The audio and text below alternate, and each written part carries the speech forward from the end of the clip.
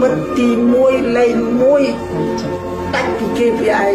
គឺថាសាធារណរដ្ឋជាមិនចិត្តជាអមតៈ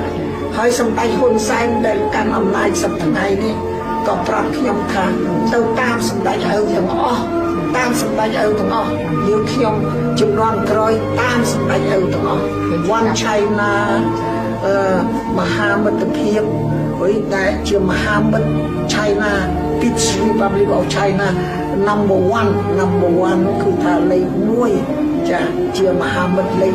1ហើយគាត់និយាយជាទៀតគាត់និយាយថាបកលណាព្រះសិហមុនីនឹងគាត់ពួតដៃគ្នាបំរើ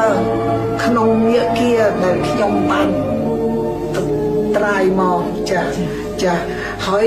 គាត់ថាជាទៅទៀតគាត់ថា generations ក្រោយមកទៀតក៏ទៅតាមនឹងទាំងអស់ចាទាំងអស់គ្មានបញ្ហាទេគាត់ប្រាប់ខ្ញុំចឹងពីសាធារណរដ្ឋប្រជាមានិតនឹងយើងនឹងឯកឧត្តមអគ្គសម្ដេចហ៊ុនសែនគាត់